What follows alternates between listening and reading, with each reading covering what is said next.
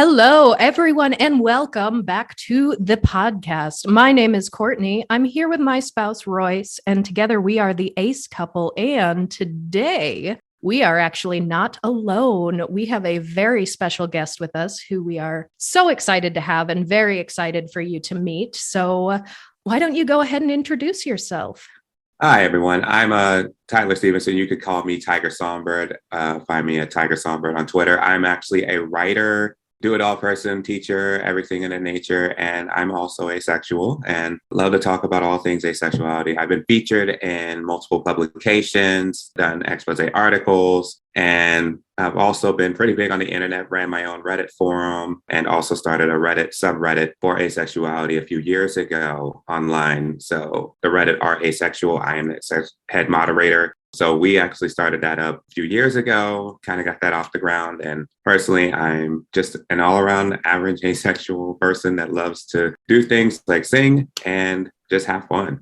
I'm ready. So I'm happy to be here. Yay, we love it. We are so glad to have you on. We've been talking about having guests for a while, but we've been a little slow to figure out the microphone and recording situation, but we're just so excited to see where this conversation takes us. So since we are first and foremost an asexuality podcast, we would love to hear just a little bit about your relationship with asexuality. What does asexuality mean to you, and what has your personal journey been like?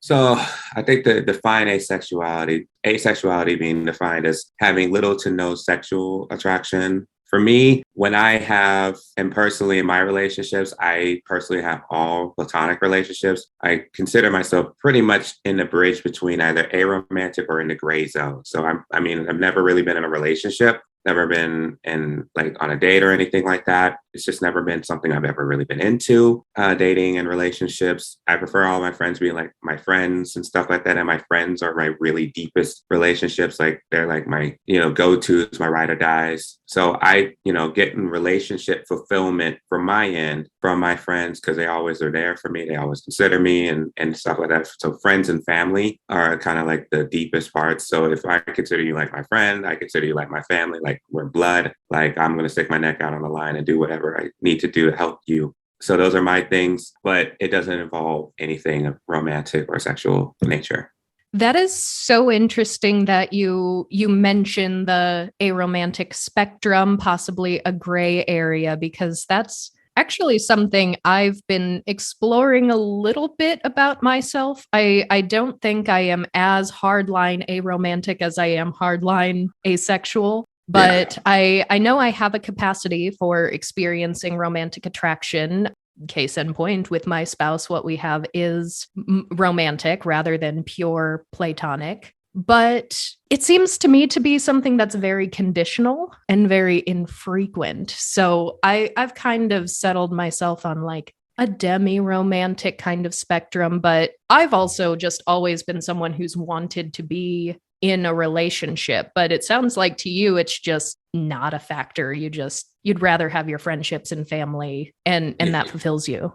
Yeah. My personal thing is I've always wondered why it was so weird that like people would say just friends or the friend zone sort of things. I actually wrote an article or wrote a post on a blog site one time that talked about like reclaiming the friend zone, because people will say we're just friends or in the friend zone, and people will be like, oh, I just got friend zoned. And I'm like, well, if I consider you my friend, that means it's like the deepest honor. Like I think of you as a really great person that I would like to hold on to. And I've always wondered, like, why is the friend zone or like being just friends so bad for so many people? Like, why is that? It never like confused me, or it always was one of those things that like was I consider mystifying things. Like, okay, you don't want to be friends with someone, like that's good, right? Like you want to be friends. I mean, you have a good relationship. Some friendships are just relationships. Some my friends friendships have been great. Yeah, I don't understand the devaluing of it. Like I've had friendships longer than some of my friends have had relationships with their current partners.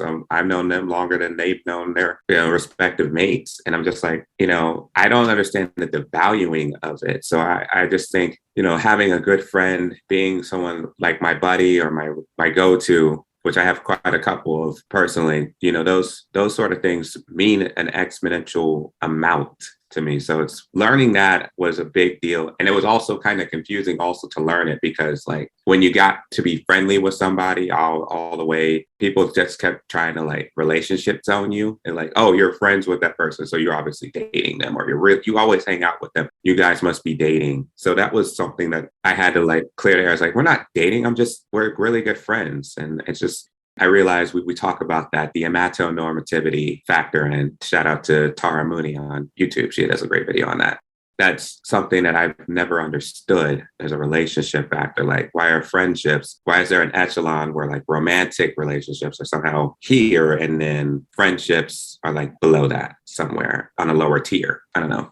I think I've seen that as sort of a defining moment in a lot of people on the ace spectrum, whether it's asexual or aromantic, is this point in their life where they gain the awareness to actually look at everyone else around them and realize, oh, all of you are not thinking and experiencing life in the exact same way that I am. Like, in what way am I different? I used to think that I noticed being different as a kid, but I always jumped through some hoops to reason it as a difference in expression instead of experience. Like maybe everyone else is just a little extra. Everyone else is just exaggerates here and there, and that we're actually experiencing the same world. And I finally had to get to this point of saying, no, we experience everything differently. The relationships we're in, the way that we interact with people.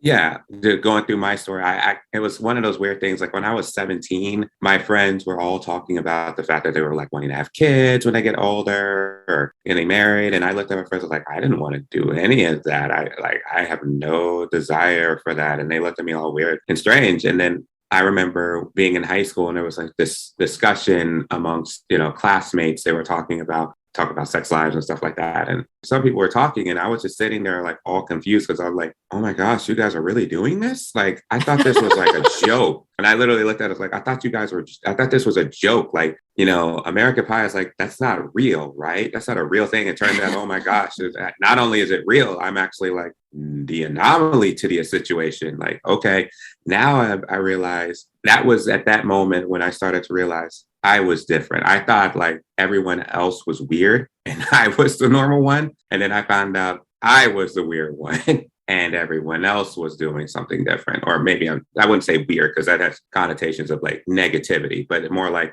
I was the one that was, I guess, different from a standout from the rest of the crowd doing what everyone else was doing. So yeah, absolutely. And that is just, that is peak ace experience, but I think it's also just general, the queer experience where there has come a time where we just realize as queer people that there is something fundamentally different about what we're experiencing versus what the general society is telling us we should be feeling or what we're witnessing other people feeling. And I kind of feel like I was led astray for a couple of years as a young woman, because there was a period of time where other girls my age, when we were getting to like age 13, age 14, where we began to understand what sex was and that it was on the horizon soon for some of us. And we were all just kind of traumatized by it. Like we'd have conversations being like, that can't possibly be a good thing. Like that sounds horrible. And of course, where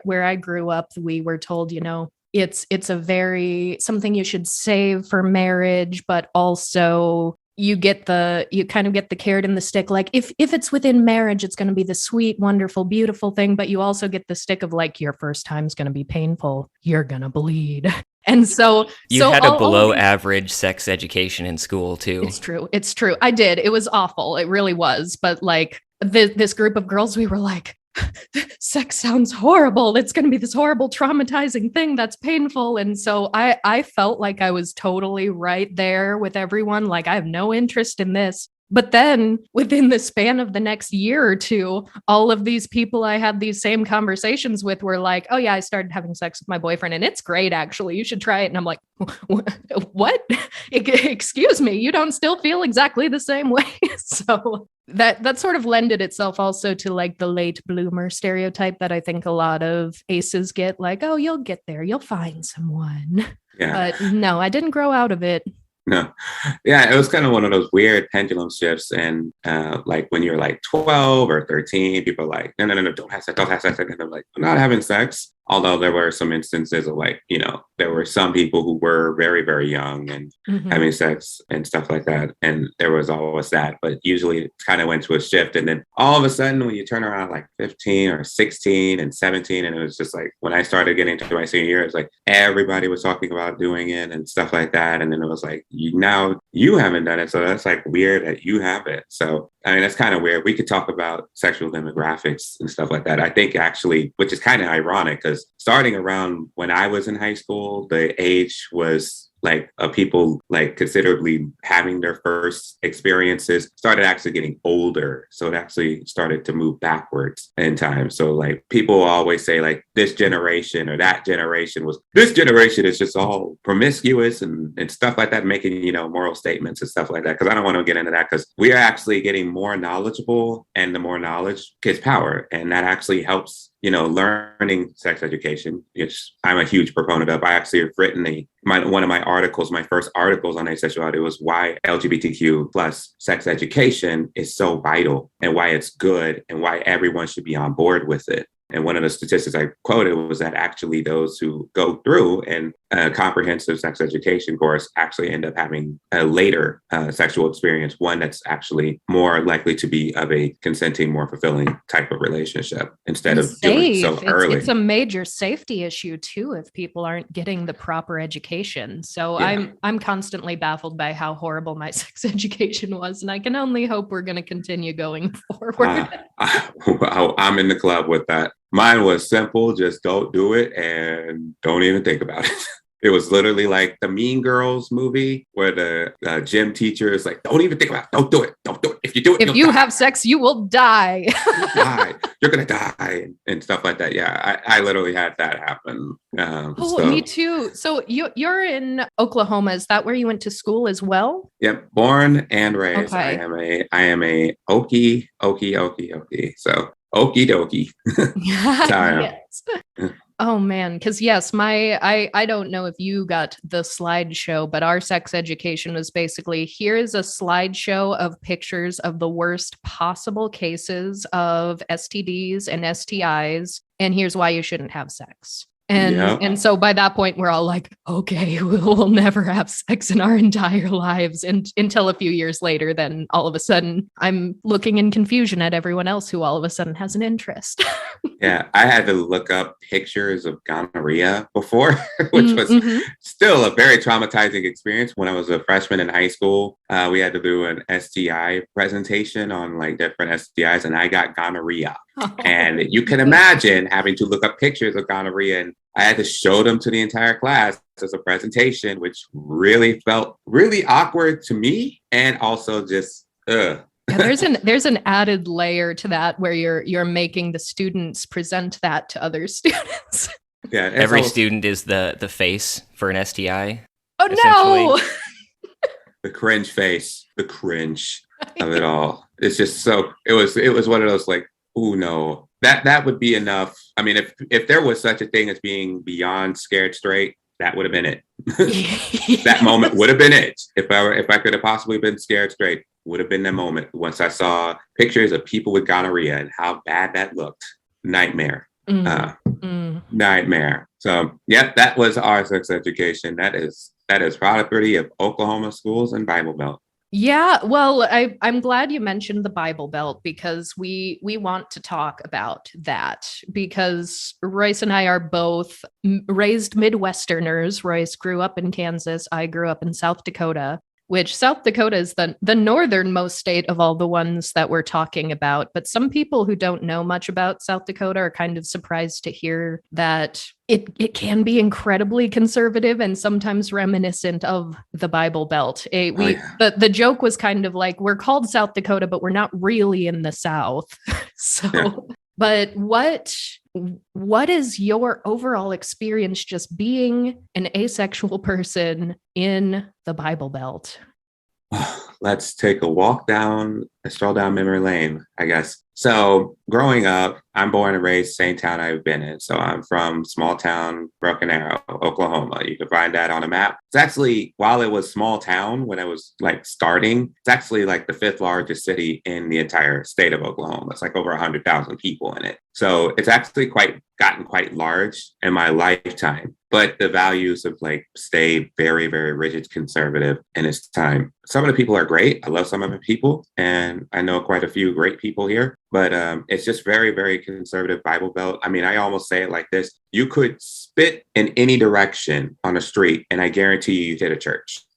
That's how many churches there are. I had a pastor growing up who referred to it as Jesus Disneyland. Oh. Like there is a church everywhere in Oklahoma. You could go on any street and probably find there's a church, probably a First Baptist church somewhere in that town. And you could probably just cross an intersection and be like, oh, there's a church right there. There you go. There's a church right there, right there, right there. And it's just in every single direction. So growing up, obviously, I come from a Christian family. My mom grew up in the church. She grew up singing choir in the church. I actually have a brother who's a pastor now. So I actually grew up in a very religious family. Not really super like religiously like uptight, like one of those like families from Cary, like mom from Cary that would like beat you with a Bible in the hand, right? Type of family. But it was, Christian values and everything like that.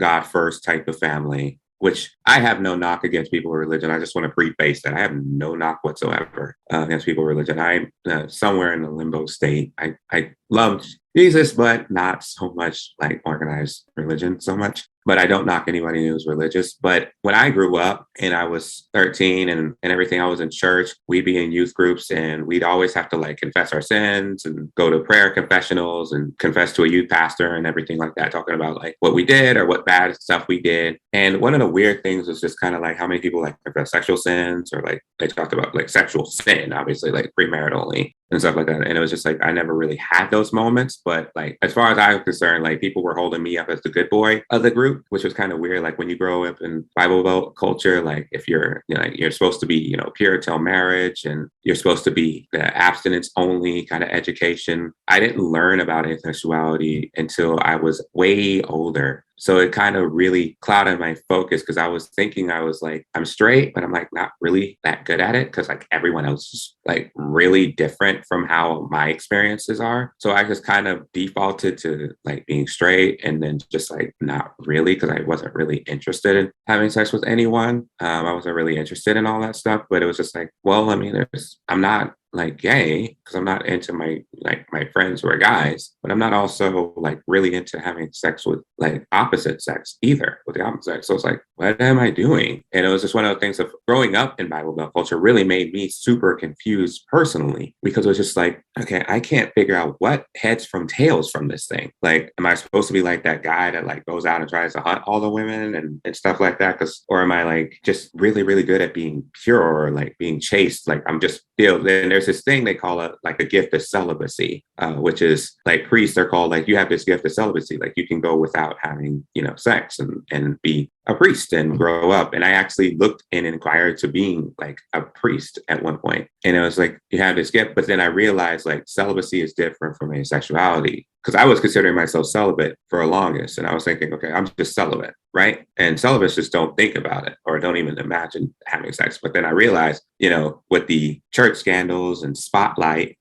thank you, Spotlight, the movie, realized that celibacy was not what I imagined or cooked it up to be. It was like, no, they still have the same appetite that I didn't have. They still have the same attraction that I didn't have. And I was just like, okay, then what am I doing? And as soon as I got older, it's weird. The church does this weird kind of shift. Like when you're pure and you're 17 or you're 16, it's like, yes, that's good job. You're doing great. Praise God, right? And hold you up as like a heralded example of like moral rectitude or righteousness. But then when you start to get to 19, 20, 21, 22, 23, now the expectation, once you get out of like college, people start expecting you to start getting on to this whole like marriage and family and being a family man, a leader, head of the family, kind of having children, getting married, matrimony, being one, it's the saying. And the Bible says like one Bible verse that always sticks to my mind that a pastor always would quote to me would be like 1 Corinthians 7, which is, I say it's good to be unmarried, but for those who can't get married. And then they also quoted like one always important thing that he always quoted was like 1 Corinthians 7. And it was like, do not deprive one another of your body. And like, that was something that always stuck at me. And that was one of the beginning points of like deconstruction phase of me. So that at that moment, I started to like have the deconstruction moments. It was like, so you're telling me like, I can't possibly not, because I actually had a meeting with a person who was like, I feel all this pressure, like everyone's pressuring me to like get married, and my family is making this like big deal about why am I not getting married? Why am I not dating? Why am I not doing any of these things that like it's quote unquote like socially expected, like beating these like requisites of being like a Christian, especially a guy. Why is he not doing all this? And everyone's putting this pressure. And then all of a sudden it was like, well, it's just kind of the expectation. Like everyone's supposed to like do this. And I'm like, this was the beginning of the deconstruction of me. And it was just like, I couldn't do that. And at that point, like, I don't want to say my face started eroding, but it did start to like shake. And it was just like, now I feel like, you know, after all these years of like being told that this was a good thing, being pure and abstinent and being chaste and celibate and not having sex, you told me these were good things. You told me this was a good thing I was doing. Now you're telling me I'm doing the wrong thing. Yeah, there really is a double-edged sword with that, because on the one hand, one phrase that really stuck out to me, because I haven't heard it exactly phrased that way before, but was the gift of celibacy. Because I haven't heard it phrased that way, but I have 100% had very religious people online contact me and say, well, if you don't feel, you know, your natural womanly instincts, then maybe you should be a nun. This is God calling you to a higher calling. And it's like, no. So I definitely know there are religious people who do think that way, but when, you know, you don't want to become a member of the cloth, but you also don't want to enter into this societal expectation that you get a spouse and you procreate and you have the nuclear family, then it's like, where does that sort of leave you in the religious context? Because you kind of have to pick one in that sense, is what I'm hearing. And I did also like when you just considered yourself straight for a while, because I think that's a really common experience as well. Not necessarily just straight, but I know some aces who will even consider themselves to be bi just because they equally don't like both sides. Yeah. And it's kind of the compulsory sexuality of the world, where you just are assumed to have a sexuality and that you will have these feelings. So it's like, well, I guess I can default to straight, but yeah. That's really, really interesting. So your family was pressuring you, in your community, you felt this pressure to be a certain way. Yeah. How out are you right now as an asexual? Do your family and friends and local community know this part of you at this point? Yeah, the people who are in my life, they know. I've let them know before. I don't know how like they know or knowledgeable they are of asexuality. My friends definitely know. Like my friends are some of the coolest people. I just love them. Like they're awesome.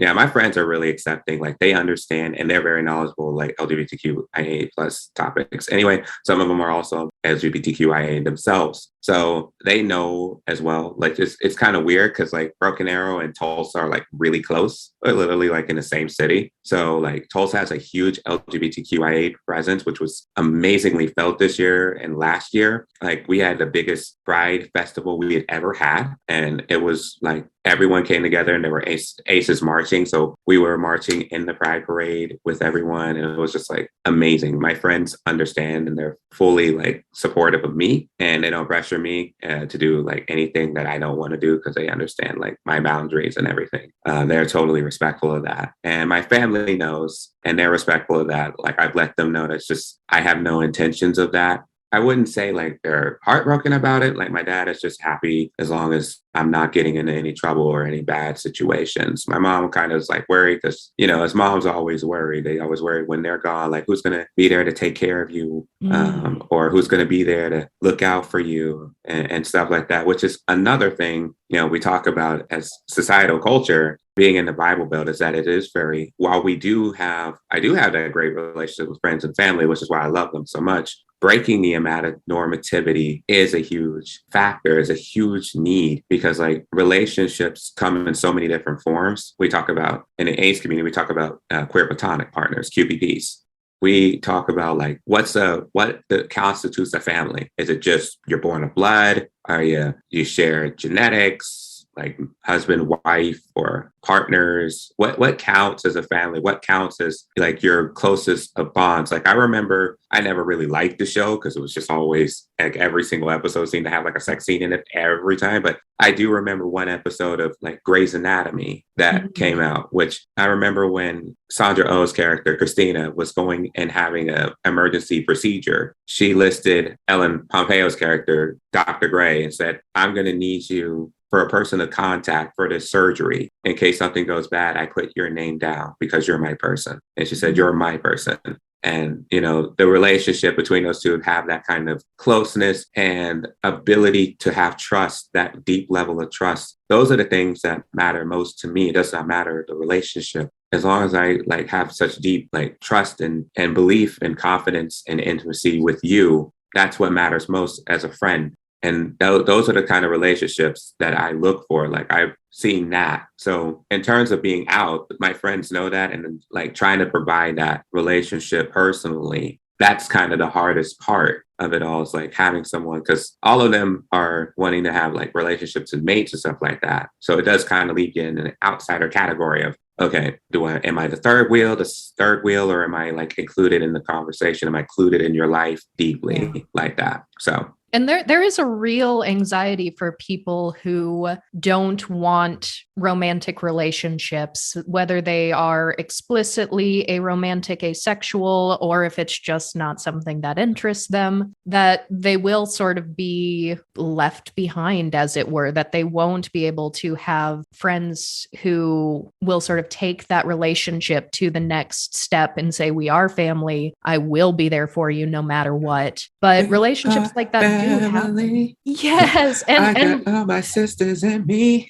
Relationships like that are so, so beautiful. And I have very deep friendships. Before getting married, I absolutely had queer platonic friends who we were each other's emergency contacts. And so I can definitely relate to that. And you mentioned Grey's Anatomy. My brain kept going to Golden Girls. I grew up with Golden Girls. And that is beautiful. All of those elderly women living together who they usually did have very fulfilling sex lives. They were often in relationships, but at the end of the day, they were the family. They were the ones they came home to and were always there for each other no matter what. And I just adore that. And it really goes back to what you were saying earlier with like the friend zone. Like, why are we treating friendship like a consolation prize? It's beautiful. It is not second fiddle to anything. Friendship can be anything you want it to be. Yeah, I just love that. Team Blanche, by the way. I just want to throw that out. Really? You're Team Blanche? Yeah, but yeah, Golden Girls, Team Blanche, go ahead. Love the Golden Girls. But yeah, I just always took it in that direction. So I guess my Bible Belt experiences have been, in a way, I don't want to say the culture limits experiences like that. Like I understand like this is the way they've done it, because I understand like, I don't want to be the elitist snobby person that like, you're horrible, your views are horrible and shameful, and you need to change and become a better person. And my views are more evolved. I'm cosmopolitan, I'm urbane, and much more enlightened, obviously, right? So I don't want to do that. But I would say like in Bible Belt culture, especially when it comes to like, we talk about this often, like having families, it's hard. Like I understand like for non-heteronormative people or people who aren't in heteronormative relationships, but they're still like, we always have to talk about like relationships come in so many different forms and they're all fulfilling. The people who are in it don't matter. It's the qualities of the relationship that count. And that's the thing that like a lot of people don't understand. Like, no, you have to be like this. You have to be like it has to be this way, it has to look this way, it's got to look right according to my schema in my mind. Otherwise, it's not right. And obviously, like, you could have so many different relationships that have the exact same qualities, and I guarantee they would be just as fruitful as any.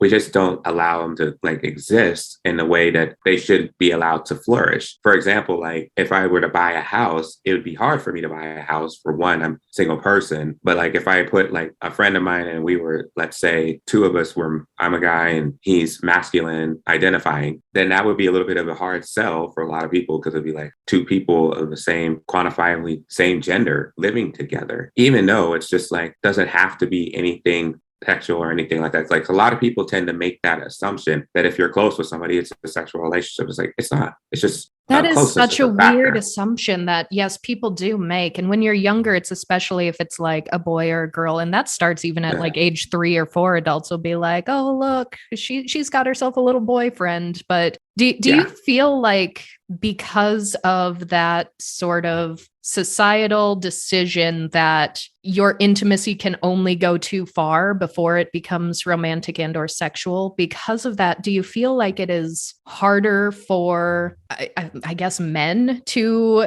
have those deep friendships? Because I feel like the trope is that girls can be really close, but boys, Yeah, I think it's the socialization factor of it. I think it's just, guys are not supposed to hug or anything like that, or even had to come up with our own special hug, like our bro hug, like, bro hug, and be like, it's not a hug, it's a different type of, it's a bro hug, and, bromances and stuff like that. We had to come up with romances when in reality, it's just like, no, you just have a really great relationship with this other person. It's nothing to like apologize or try to, explain away with connotation. It's just, you have a relationship with that person. Don't even like, if anyone tries to shame you, that's a reflection of them, not of y'all. So why would being happy, if they're trying to rain down on your parade, that speaks a lot to them about them wanting to be a rain cloud at that point. So I guess that's the factor we just always put in, because like women can be in relationships and they can have gal pals and, girlfriend time. And there's even a show called Girlfriends that I watched when I was younger that was like, just 4 women hanging out together, sharing their stories and having fun. It was like, Sex in the City was the same way. So a bunch of women hanging out together, just sharing their stories, having fun. And they were, even their closer relationships were with each other, even though they were having intimate sexual relationships with different, men. It was always the 4 of them together, and it was never seen as like a sexual thing. It was always just seen like, that's just being crew. That's their crew. They just hang out. Guys have even though I wouldn't say all guys do this, like I'd say in different contexts it would be different. Like when I was on sports teams, it was like you were a crew, like because we were bonding over a sport. Or if you're like in a music group, then you're bonding because you're a music group. So like all 4 musicians, like One Direction, 4 guys together, and we're all, in the same crew. Or BTS, we're all crew because we're 4 guys and we are musicians. So we bond over a specific job or purpose. Whereas like women just bond because they like each other and just want to spend time with each other. Men always have to explain it with like a purpose as to why we're together. And it's you need to like rationalize it to outsiders. Yeah. Which is something that I've always found like really limiting. It's like, we just hang out, like the guys and we hang out, we go to trivia nights. And I guess that's our specific purpose. We love doing trivia nights and we're pretty good at it. Not supposed to brag, but Hey, listen, you can brag all you want. Me dusting off my shoulders. But yeah, so we bond over that and we have bondships and stuff like that. But we're also like, we share a lot of like deep, intimate things about each other, like moments. I've seen my best friends at some of their hardest moments in life. They've seen me at some of my hardest moments in life. These are people like I could run to in a crunch to just be like, I need some help right now. Like I need something right now because I just could use that, like that person to cry. Everyone should have that. I think everyone deserves a community in that sense. Yeah, we talk about that often, like with men and lacking of relationships. I was like reading a book about like men and not being able to be vulnerable, and how to like a lot of psychologists tend to think that's why suicide rate for men is so much higher than for women, even though like women may thoroughly more planned out suicides, but the suicide attempt rate for men is much higher than women because it's just like we are less likely to do relationships. We're more likely to be like loner wolves or lone rangers. And that's how society tends to look at us and say, like, you got to do it, solve your own problems and be a man and be tough and pull yourself up. Don't cry and don't be a wuss. You know, I got those same things as well. Whenever I used to cry, I get those same things also. Like, don't cry, don't be a wuss, gotta be tough, be a man, and those sort of things where we appreciate emotion in men, and then we tend to want men to be emotional, but you can't shame them at the same time and say that men who are emotional or they want them to open up more, and then say like you shame that whenever they do, right? So that's just I don't know. Is that toxic masculinity? I'm not the person to ask that. I'm not a sociologist, but you know, that's just personal trope on that end. You got to have men have a parameter to open themselves up and then share, and you can't just go back and shame them on that. So that's another thing. And framing that in the larger context with men in like my state, the man's supposed to be like the provider, the winner, the tough one and everything like that. And, you know, when you're not that, or you're not the toughest person, then the shame comes from that. And that's another thing of biblical, like Bible Belt Christianity, I guess, in Oklahoma, which is like men are supposed to be like these conquerors, these go out and go get them. Cause there's like a weird trope of that coming back to like the sexual component, like men are supposed to pursue a woman. And like, even though like there's a wink and a nod factor, like women, I know you explained it, like, you know, women are supposed to be abstinent and chaste and everything, but like guys are like, there's a little bit of a weird notion within the culture at large of like, if a guy hasn't gone all the way with a woman by a certain age limit, it kind of becomes weird. I guess it speaks to that whole aggressive dominance thing. And like women don't. It's contradictory because society does kind of tell you both things at the same time. Yeah. And it also is like very limiting, obviously, to a lot, like to women who have a sexuality. Like, you know, women are targets and men are supposed to shoot them, I guess, shoot them down or something. I don't know how that's supposed to be. I don't even understand like conquest. Like, I don't get like, when are we playing war? What war are we in? Like, I'm trying to figure that out. But if like women have things done to them, men do things, I guess, is another thing that a lot of people tend to have. Like, I was reading articles from years ago about like men who didn't understand like women have like sexual urges as well. And they have different sexual like fantasies. And a lot of like men who grew up in church are like, I didn't know that was a thing when I was growing up. I just always thought like women were just like, you know, dainty and stuff like that. I remember hearing someone was talking about demisexuality. It's like, so in other words, that's just a woman. And it's like, no, obviously you've never met some of the women I've met, because I've known some really sexual women in my life.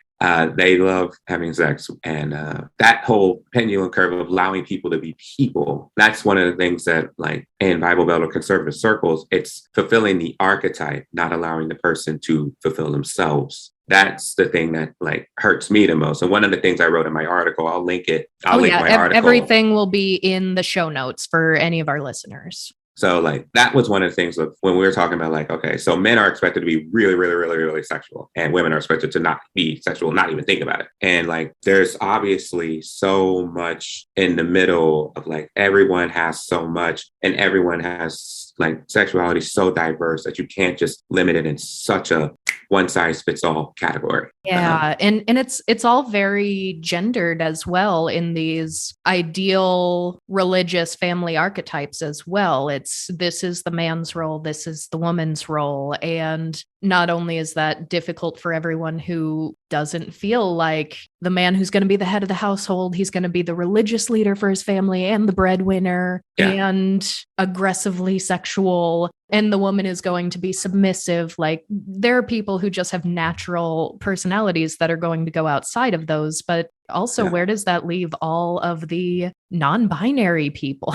Because that also is another complicating factor. Just queerness in general is really difficult when you put it in those religious contexts. And it almost seems as well to me, I've noticed when you go back to the idea of chastity, where it's almost as if these religious circles are telling you, yes, you should have a sexual desire and you should suppress it, almost like they want you to suffer, like this is your religious penance until the time is right. Yeah, I think like it's kind of weird. It's like I've had a lot of people who, when they had their first on their wedding nights, or heard of people like it was so difficult to let the cat out of the bag finally, because it was like I was saying, it was bad, it was bad, it was bad, it was bad, it was bad. And then you're expected to just turn the switch and be like, it's on. And people were like, I couldn't do that. Like, it was just not easy for me. There were so many things of like compatibility factors that just didn't get into. This was one of the things that I was really glad I didn't fulfill the script, because it was like, if I had gotten into a relationship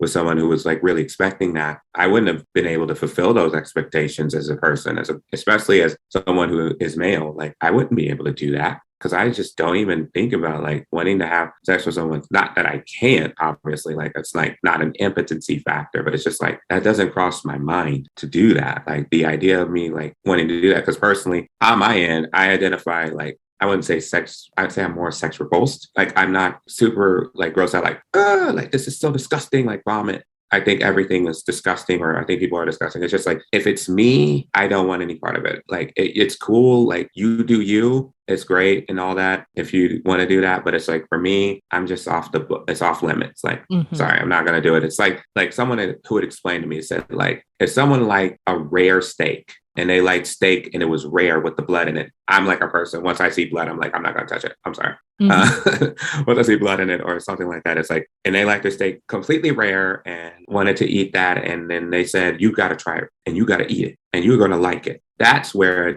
the dogmatism comes in. And it's like, no, I don't want that. I don't. Please don't. And it's like, keep it away. It's like, I've always had a thing where I never liked pizza rolls or like pizza squares, like those Hot Pockets and stuff like that.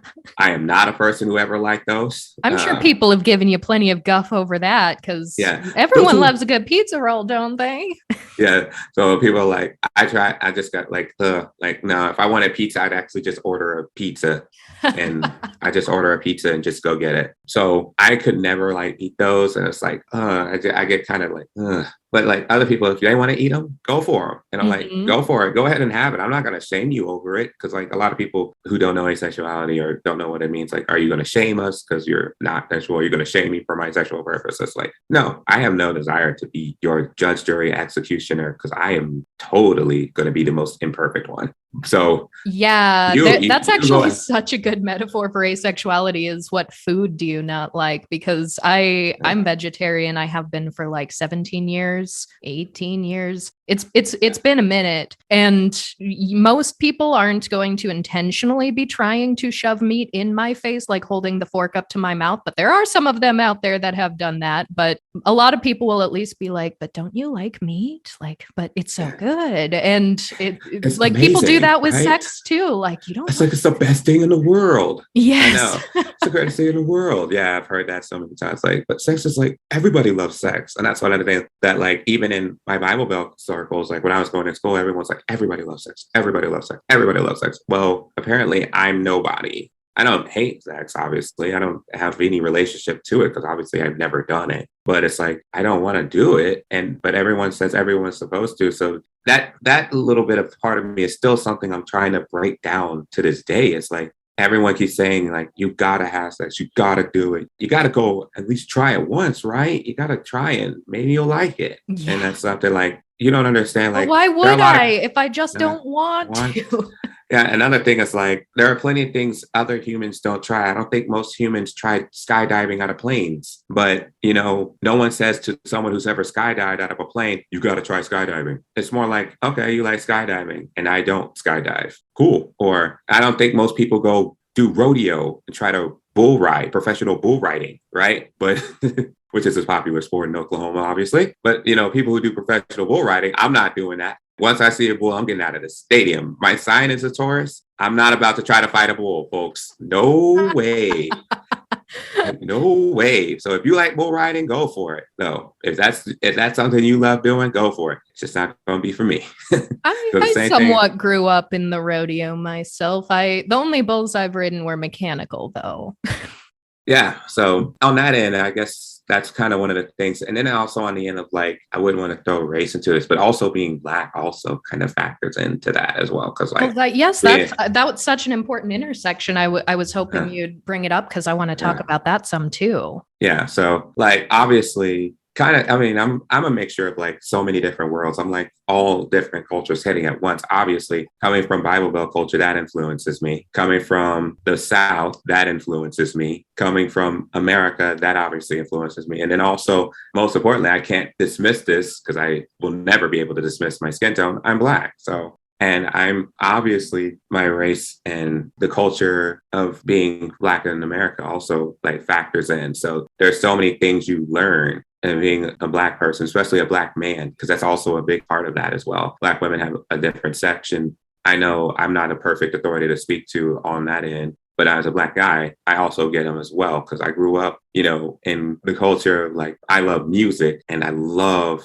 hip hop, R&B, still love it, the culture and the art form. But it's when you grow up loving hip hop and R&B, a lot of the music is going to be about like sex and doing it, romance, love, sex, all of that kicks in. And it's just something that is intrinsic. It's cultural because it's normative. So it's across all cultures, but definitely in Black culture, being sexual is the expectation. And what are some, in your eyes, what are some unique considerations about being a Black asexual man that you think that maybe the average white listener of this podcast might not have been exposed to? What is something about that intersection that we really need to talk about more?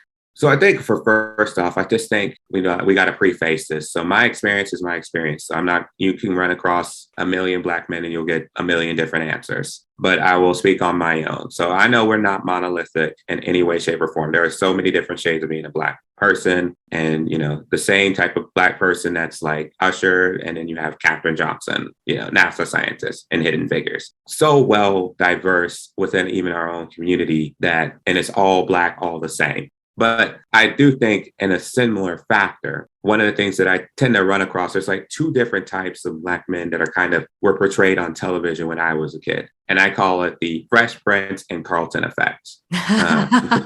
So the Fresh Prince was held as the cool guy, got all the ladies. He was the ladies' man, particularly because it's heteronormative, obviously. So he was the cool guy, got all the mates, got all the attention, attraction. People wanted to be him. People wanted to be with him. He was the person that was like ran the show and was like the orchestrator. So like people were like, that's the person you want to be. Kind of like Eddie Winslow from Family Matters. And then you have Carlton and Urkel. And Carlton is like dorky, not really smooth, kind of clumsy, awkward, kind of like Urkel was, versus his Stefan counterpart, where he was like cool with the glasses and had the fly outfits and dressed awesome. And Urkel wore the overalls and glasses and stumble with I ain't doing that. Yeah, it's like there's a switch to flip. There's no in between. Yeah, so everyone kind of wanted to be that, which is kind of funny because like Urkel had Laura and Myra, and I loved Myra actually better than I did Laura, but that's another thing. But yeah, those are the two type of like stereotypes. It's like you got to be the really fly guy, or you're going to be the really like dork, and there's like no middle ground of that, or even breaking down what's wrong with being dorky or nerdy. There's nothing to feel ashamed about being a nerd or being a dork or something like that. We tend to look at those who are into like nerdier pursuits, like the academic studious nerdy type, and be like, not cool. I mean, I look at the people that I looked up to as like some of the greatest heroes in the world were like super nerds and stuff like that. One of my biggest heroes of all time was George Washington Carver, and what he was doing as a scientist and able to break ground in the field of science was something that I always looked up to, the same way I looked up to James Baldwin or Audre Lorde, how they changed using like art and poetry. And I thought those people were cool and stuff like that. But a lot of people like looked up to artists and musicians, and I have no shame of doing that because I looked up to the same artists as well. Like my favorite artist growing up was Usher. Every wedding has probably played at a wedding before. Yeah. And I used to sing and dance to Usher when I was younger. So I remember, which is kind of funny now looking back, but I looked up to that. Then I got older and like things kind of changed and I wanted to be like more of the people I was studying, like Ralph Bunche, who was the first African-American man to win Nobel Prize. And he helped negotiate the peace accords between Israel and Palestine that kind of settled that the area for the moment between Israel and Palestine. So Ralph Bunche was actually one of the first black men to win a Nobel Prize. And I look up to them and I say, wow, those are incredible heroes. And I'm like, including that in the fabric of conversation, what it means to be Black and what it is to define Black. I don't want to say like we've defined it bad, like I'm kind of shaming the culture, but like the definitions of what it means to like be truly Black or Black, like we've had to discuss. And I'm not the person to be the one to have that discussion, obviously, because it's a discussion we all got to have. But like when we define what it meant to be Black, we always meant it to be cool. Like,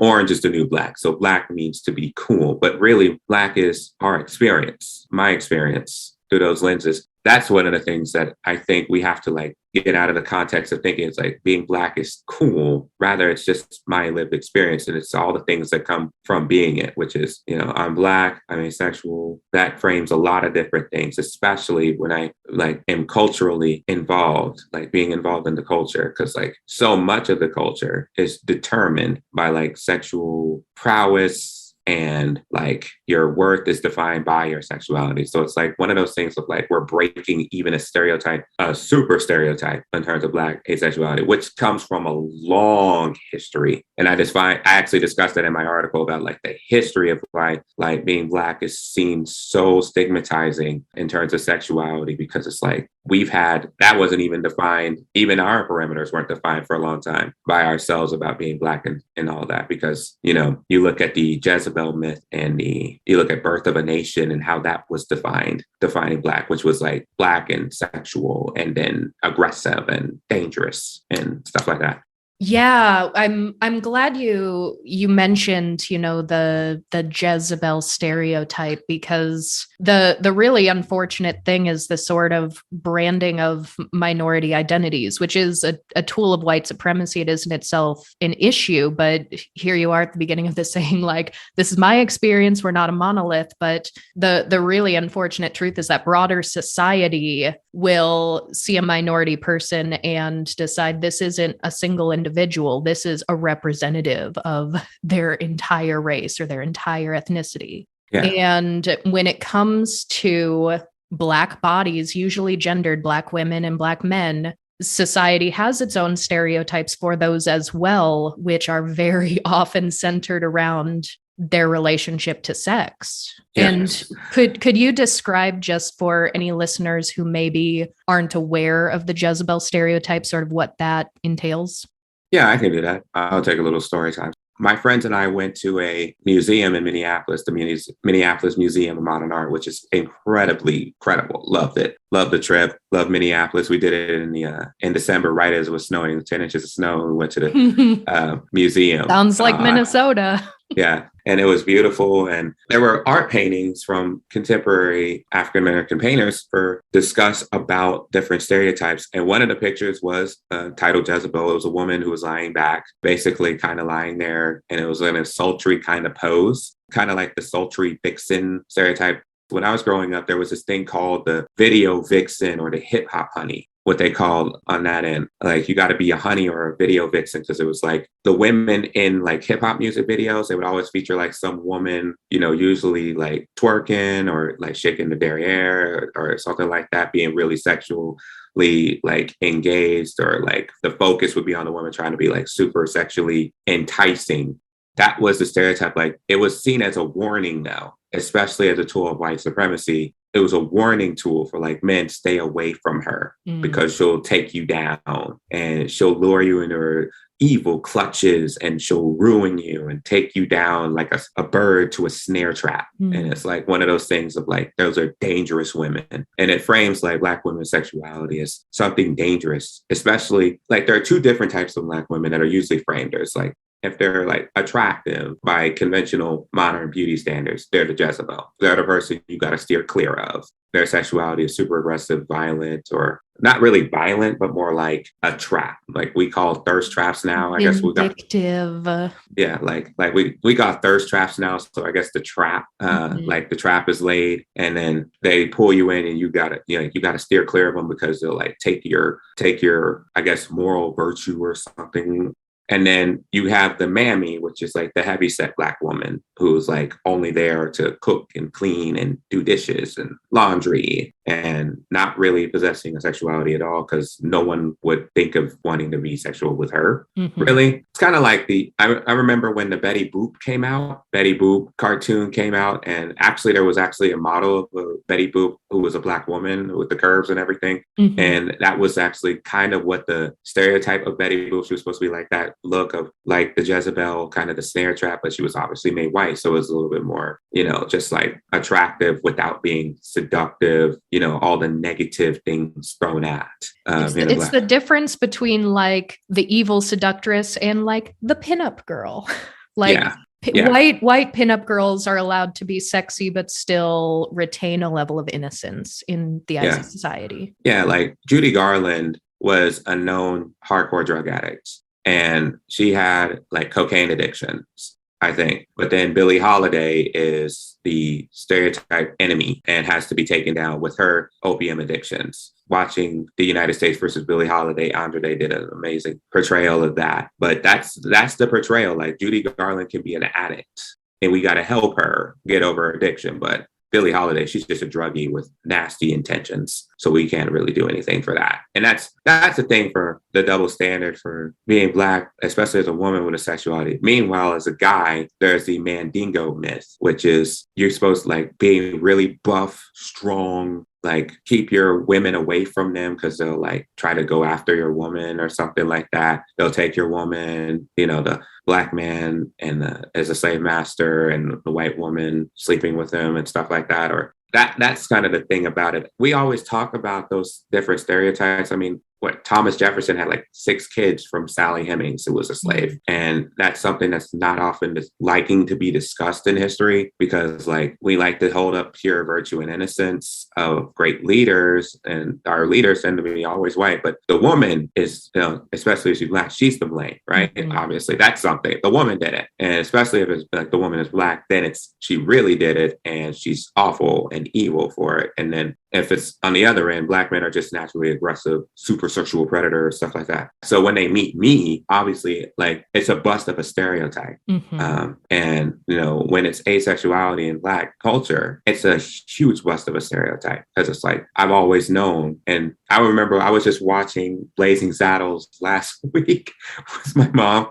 I was watching Blazing Saddles because we love Blazing Saddles, even as offensive as that would be, we still just find it humor and jokes and stuff like that. But, looking back in the history and culture and context, because it was supposed to make fun of that, it was supposed to make fun of satire of the racism in like certain parts of like the Wild West in America, like, having a Black sheriff. And I remember when the burlesque dancer tried to lure the sheriff who was Black into her dressing room. And then she closed at the door to try to get a trap. And she flicks the light and she says, "Is it true what they say about you Black men, that you're all gifted?" And it's like, oh, you are gifted. And it's like, that's obviously a portrayal to something else, not going to a little bit of a, hot warning, about, about Black bodies. Men are also fetishized in that sense in society as well. Yeah. So, I mean, that's something that's even something like I've heard in like talking about even in circles, like in porn circles, like in the porn world, they say something called like the BBC, which is, I'm not going to say the whole acronym on this podcast. I will Google that later.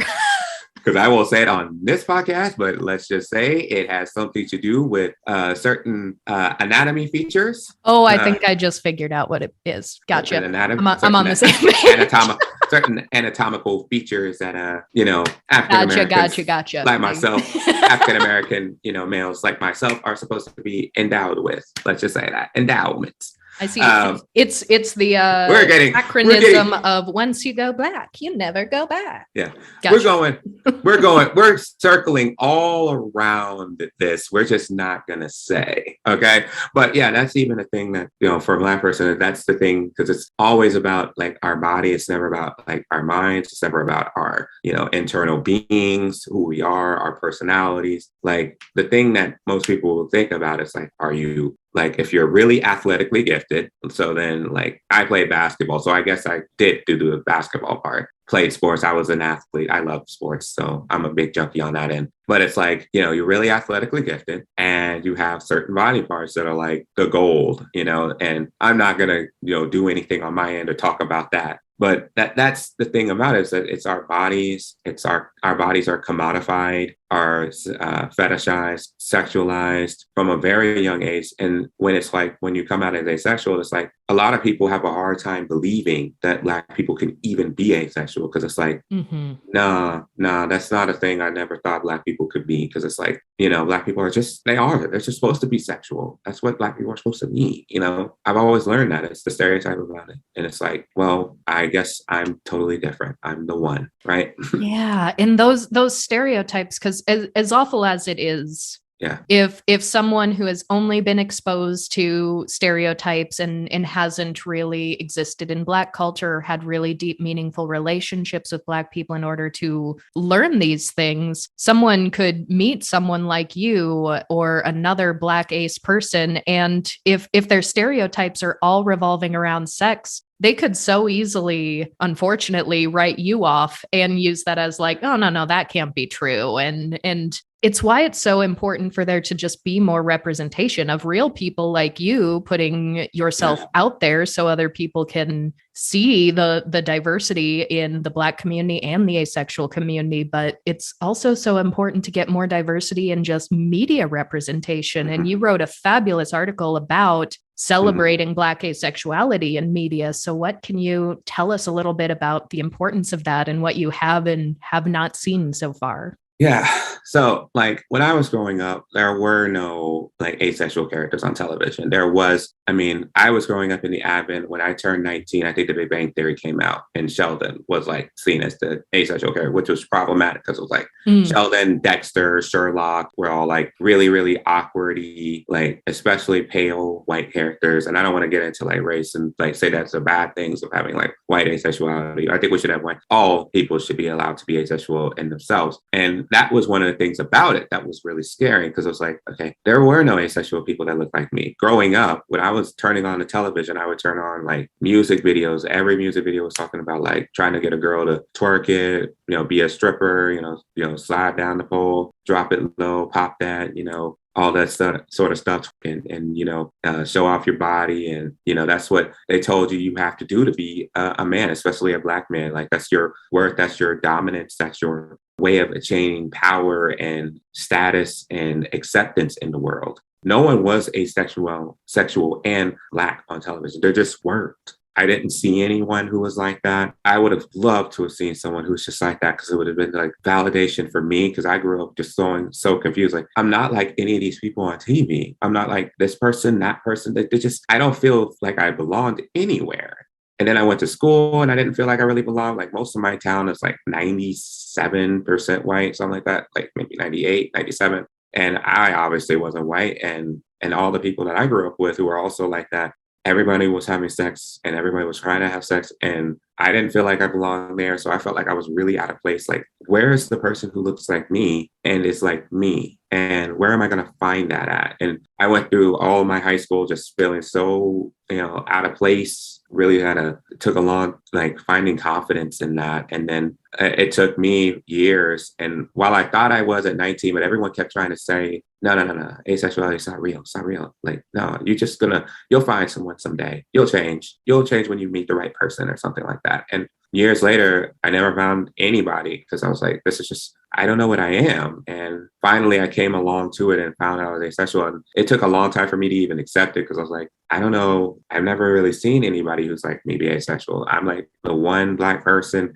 out of a million, to be asexual. And there weren't. I would have loved to have seen an asexual character on television or in music. Maybe I need to become an asexual musician or something like that. I just got to get the skills and form a band and be the lead singer. I can sing, but I just need a band behind me. So we would support and retweet. And once things are a little safer on the pandemic, we would come down to Oklahoma to see your show. I would love to see that. We need an asexual band. Ace musicians. Yes. We need an ace band. We need to like form an ace band right now. I could be lead singer. I can do the singing. and all that. I can do the singing. Anybody can play a couple of instruments. We got a couple people with instruments. We can form a band. Once upon a time, I've lost all my instrumental skills. I've been in a few bands before, usually in vocal, but I did play bass in a metal band, and I played bass in a punk band, and then I played drums in a glam band for a brief period of time. But it's mostly vocals for me right now, and I'm sure you are a better singer than I am. We'll have to put those to the test. But how about this? We'll make the Ace band, and I will be like the vocal guest on a track. We're putting a petition out there. If you are a musician and you're Ace, we need you now. We're putting in registrations. Just make sure you have to put an audition tape, a demo tape. Make a demo. Yeah, we'll make a band. Let's get it. I'd love it. A full Ace band. That'd be great. Yeah, that would be awesome. So when I was growing up, there just wasn't like a musician, a band, anyone on television, anyone in media, anyone like there weren't really any books or literature characters that I could think of that were asexual in any nature. Like everybody was like, it really made it seem like we were not only incredibly invisible, but it was just made it seem like not only were we not worthy of focus, people thought it was unimportant, which is totally lie, because we're way important. And we had so much of the conversation about sexuality. And that's one of the reasons I love being asexual myself. But it just made it seem like this is something that no one is allowed to be, It's like no one is even allowed. Like, it's just like, yeah, we don't put this in visibility because like no one, like we don't see anybody like that, or no one does anything like that. But it just made it seem like no one's even allowed to be it.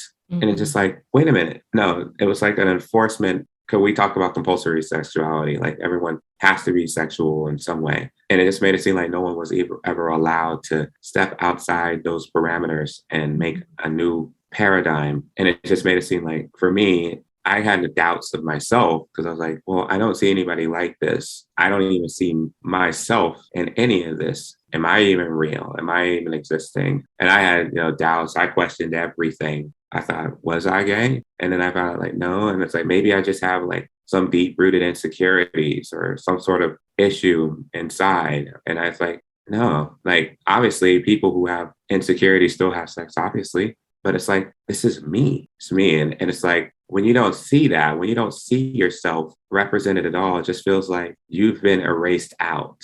Like you're not even counted as a whole person in some way. It's like, that was one of the things that, gets in me. And I'm glad we've come how far we've come. Obviously, we've come a long way. We've made great strides in representation. We're getting a lot more representation, but most of it is really internet based. As much as I love internet and most people are just on internet, so that's really important. I would love to just have like a television show, the way Pose was for the drag culture and how important it was to like open people to drag and to seeing a transgender person for the first time. Like, wow, they're normal people like me, instead of just like stigmatizing or, erasing or invalidating or, xenophobically otherizing. Like, I don't know what those people are. Those people are, I posted a tweet a long time ago, a long set of tweets about like how asexual discrimination in like media and stuff like that really factors in to see like, this is really problematic. Like people start seeing us as less human. They see us as alien, like not from like a third kind,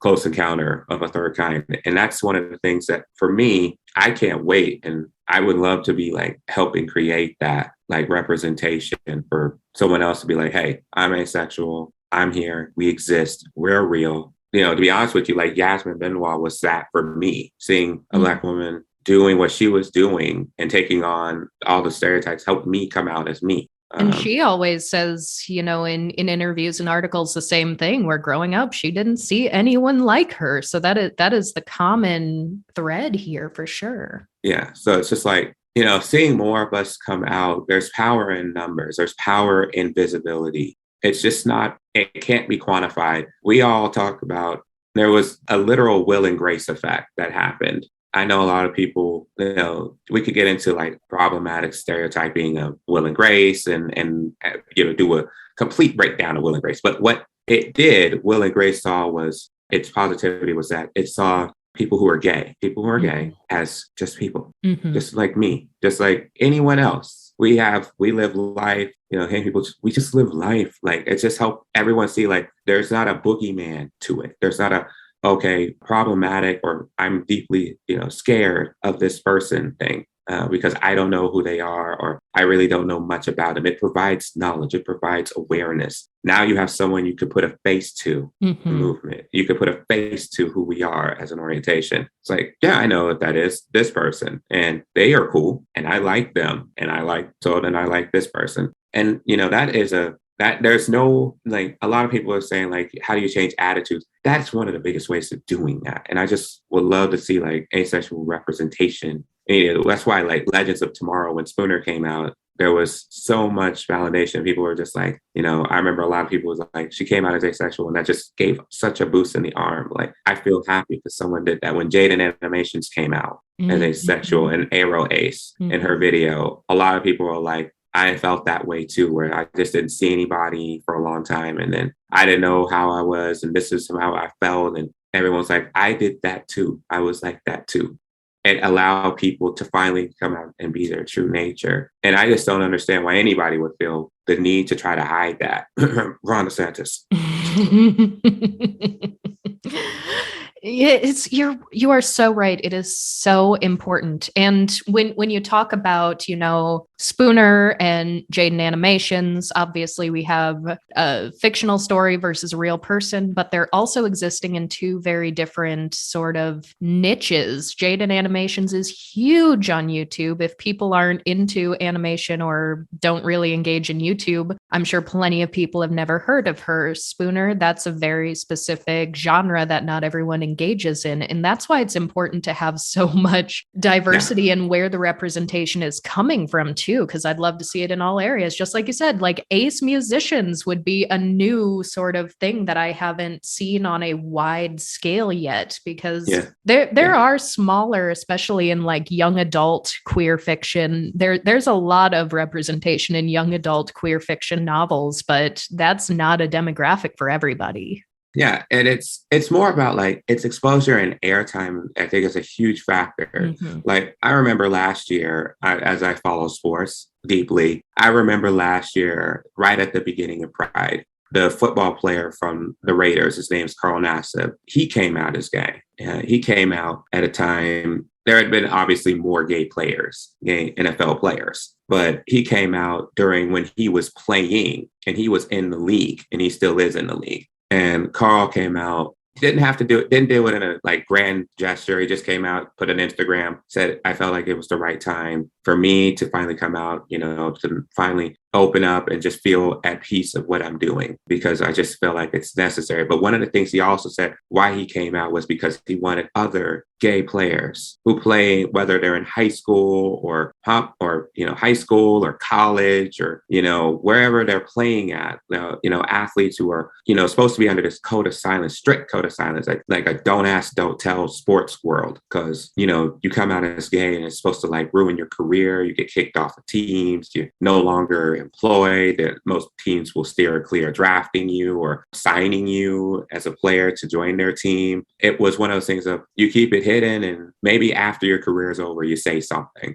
But, he did it in the middle of his career because he wanted so many players to like realize you can be a football player and you can be gay. And it doesn't have to be one or the other. Like, you don't have to lose your collective, soul being a football player and go in the closet. But you can also be a really great player and still be gay. And the two of them can fit and make work exponentially. They're both parts of you. You're a football player. That's your job, but you're also a human being. And a lot of people took that, and I remember one tweet saying that like all it took was one supportive adult at school, and the risk of suicide for LGBTQIA people went down 40%. And he posting that out was the reason why he did that. He donated like $100,000 to the Trevor Project. And I think like to put that in the mindset, because I know a lot of people got angry about that. Like there are certain sections of the population that get angry about anything LGBTQIA people are doing. Whether we're especially doing lately, it seems. Yeah. But that's kind of one of the reasons why like it matters to still get representation and airtime, no matter what the pushback is. Like one of the things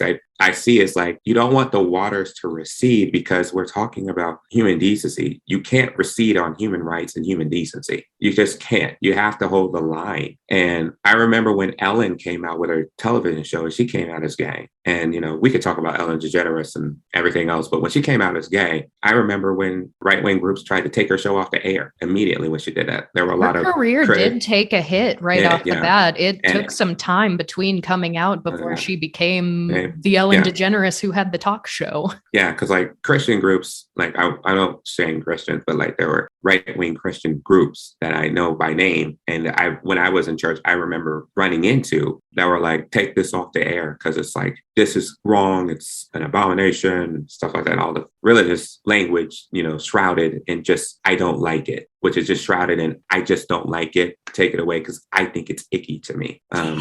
But that's the thing that we ran into. I was just recently reading about a Kay Jewelers ad that got pushed back because they had two men buying rings and they were like, no.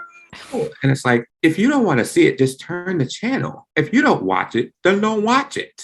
You know, and I mean, I could always complain about that because people are always talking about offending people's sensitivities. I'm from Oklahoma. You drive down the highway, there's usually a Jesus billboard. When you drive, there's a Jesus billboard. Something like text 1 if you want to go to heaven, text 2 if you want to go to hell. Yep. And that's kind of how that goes. Drive anywhere in the state, you'll find like a Jesus billboard. So that no one complains of, and yet people aren't allowed to complain about that. But yeah, that's representation though on that end, because Ellen's talk show helped people kind of get to know other people who are lesbians and other people who are like, okay, well, lesbians are just like anyone else. Because, you know, the lesbian panic was like, they'll sleep with anybody, really promiscuous and stuff like that. It's like, lesbians are just people who are just attracted. Or like when, you know, even just not even talking about like sex, like take, for instance, Penn and Teller when they came out. And both Penn and Teller, I think, are both atheists. And seeing Penn and Teller, like, these guys are just cool. I didn't think, you know, or Stephen Fry or Ricky Gervais. And I could get into the problematic parts of like Ricky Gervais for as long as it can be. But like Ricky Gervais, like hosting the Golden Globes was just like, he's just funny and people just like him. And it has nothing to do with religion or George Carlin being an atheist. Like, they're just funny people and they make a lot of points. There's not that much different. And people seeing what's different down to the nuts and bolts of things is very minute, very small. What different between us, because we're all human. We all have human-based needs, wants, and hopes for ourselves. And all we want in the same life is usually the same things that we both want. We just tend to divide by that, usually either by politics or religion. We're all human. We all have the same wants and needs and same, well, universally, to be accepted as who we are is at the top of the list. And representation helps people see that, you know, this is just who we are as human beings, which is why they don't even want us to have it. Some people don't even want us to have it because they know they see us as normal and they see the truth of that we're just normal. It takes the power away from them to stigmatize. Yeah. Such good points. Thank you for that. And you mentioned the billboards, so I would be remiss if I didn't just like mention our little billboard anecdote because I came from Sioux Falls, South Dakota. We're down in the Kansas City area now, so we've frequently made the drive between Kansas and South Dakota, and it's a whole lot of nothing, but the billboards are so wild. And I feel like people outside of the Midwest or outside of the Bible Belt probably wouldn't really understand. But when we're driving between Kansas and South Dakota, the billboards you see will be like, God hates you, followed by Jesus saves, followed by like sex shop next right. Oh man, that is literally a thing. That is so a thing, which is, I mean, it is kind of funny. We do talk about like sex and religion kind of being tied together because that actually is kind of funny because like the amount of people who've been caught like in religious circles doing like that because it's so repressive. It's meant to like be so confining that like any ability to like let loose or have fun with it. You know, you almost have to step out of the religion altogether to even get to the fun part. Like that's what I've always said it like this. And it's like, people are really uptight about all that. I'm just always concerned, like, what do you like, if you're trying to represent for God and you're this, who'd want to join? Yeah. Who'd want to join at that point? Oh yeah, Like, you don't have to tell us. We are very close to Westboro. yeah. Ooh, man. Yeah. Yeah. Living in Kansas those 2 years, we had to avoid that. Mm-hmm. Yeah. Like, it's like, who'd want to join in? Like, all that people would see is nothing but pure hate. And if all the people see is hate, then where do they see you have love in your heart? Because it's not really there. It's hard to have a lot of love when you're always hating something, right? So that's a big key factor into everything else. The representation, not only making it well-rounded, because it just can't just be like stick asexual person in one episode, done. It has to be like, showing there's a journey of a person, a growth, a metamorphosis, an evolution. It has to be a person people can love, people want to root for and can get behind, because that's where empathy comes from. When you see a character that you just love, even if there's a part of you that you're still learning about, a part of them that you're still learning about, or you don't totally understand, like if you love them, that's the first step. Yeah. It's really one of the key factors on it. I mean, I don't want to undersell like real human representation. Like actual humans still make an absolutely massive worth. Like especially like we could talk about transphobia and like how like particularly I think there was a study that said like 3 out of 10 people have ever met a trans person before. So that's something we could like talk about, and how stigmatizing like not meeting someone tends to lead to greater stigmatization. Because if you've never met them, you've never had to brush shoulders with them, you've never had to shake hands with them or walk next to them, then you are more likely to like have different opinions because you're always at a distance with them. And all you have to go off of are the stereotypes at that point. Yeah, I always say like this because I come from a religious family. So I tend to know the Bible pretty well because we had to read it quite often.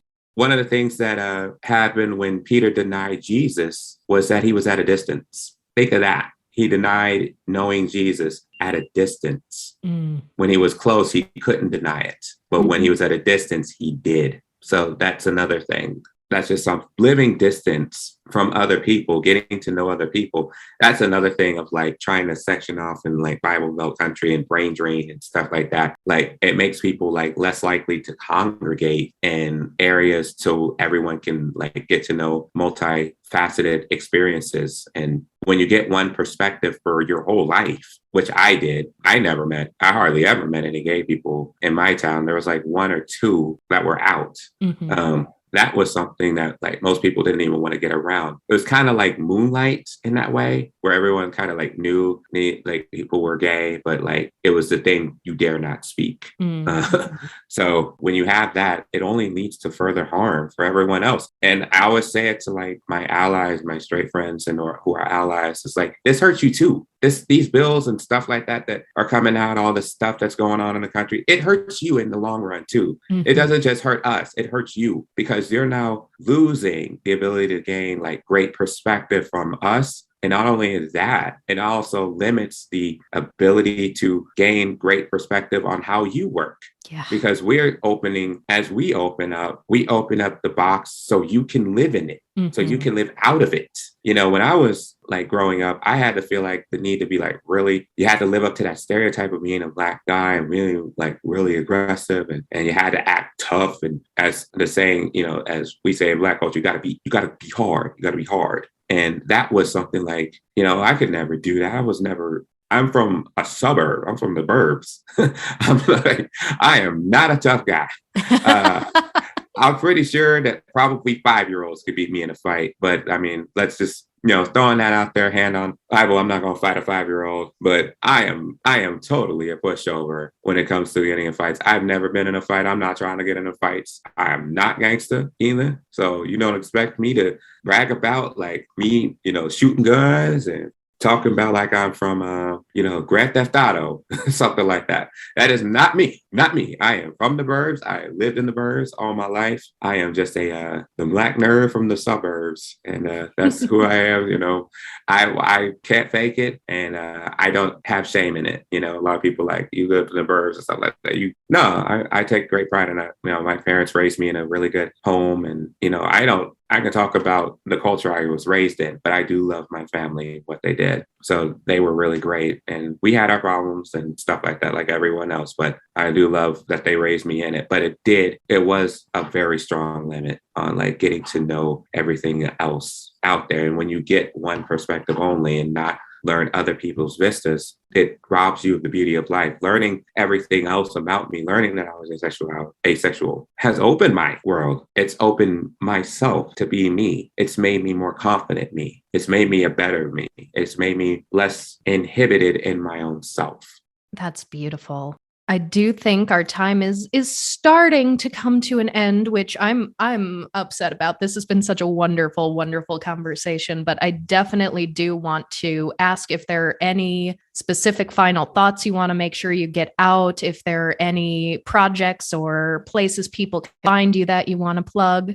Yeah. Well, I guess the one thing I'll just say is you just got to get to know us. Just get to know us. And if I'm the one that you like need to get to know asexual through asexuality, or what you want to know about asexuality, and you come across as like, I never heard this, and you just want to learn a little more, I'm willing to educate you. And I think that's something that's like often lost in this, is like so many people may not even be educated on issues. And if you're new to this, like I was, and like so many of us were, it takes time to learn it. And I'm willing to walk you through it. I'm always willing to take anybody's hand and be like, let me walk you, teach you about what asexuality is. Let me talk to you. As long as you just got a receptive ear and are willing to listen. I know a lot of people, because this comes off as like, are you just hating on this culture or hating on Bible Belt culture? It's like, no, I don't. I really think there's just I think every culture has its benefits, beauty, and its bad, good and bad. And I think you're going to meet people as people are people, regardless of culture. And if you're just willing to listen and just be like, let me teach you about this, I'm willing to be the one. And I'm willing to go out there and be like, let me teach you a little bit. And I will educate you. I've done education talks before on asexuality. Speaking of which, TED Talks, if you ever need a person for asexuality, look for me. Okay. Yeah, I'll vouch for that. That'd be great. So I am always willing to educate and teach and have everyone learn about asexuality and just about sexuality and gender identity in general. I'm all about it, and I'm here for it. So just get to know us. Come to us if you need any answers. Don't like claim to be an expert or say like, I learned about this from someone who's not even a representative or someone who obviously might have an agenda to push or something like that. That's how like phobia kicks in, is when like people claim to speak, but then like they don't really know about the issue. Like we know the issue. I'm not saying like other people don't or are like really good experts. They're really great scientists. Dr. Bogart, Dr. Brado in Canada are doing incredible work. I talked with my friend who just did an expose paper, but like come to know us too. Like, come to know us as well. We can help you out a great deal. And if you are looking to find me, just find me anywhere. Like on Twitter, I'm most active. So you can find me Twitter, handle name, Tyger Songbird. I consider myself the Songbird. There's a long story behind the name. If you want to learn that, I could teach you about why I named myself Tyger Songbird. And you could just kind of find me and we could have a good discussion and talk more. And I'm always willing to chat with you. Sometimes I come off a little bit aggressive on my talks, but hey, I'm always willing to have an ear. And if you're just willing to have a genuine sit down conversation with me, I'm here. So, and I think any ace, if you're not too well versed on asexuality, feel free to come to us and we got you. Wonderful. Thank you so much for that. And again, for all of our listeners, we are going to have all of those social media handles, links to the articles we've referenced. Those are all going to be in the show notes. And we'll also be sharing some things out on our Twitter at the Ace Couple as well. So if you're already following us there, then we'll get you hooked up with Tyger Songbird as well. So it was such a pleasure. This has been a wonderful conversation. I want to thank you again for joining us. And until next time, we will talk at you guys all later.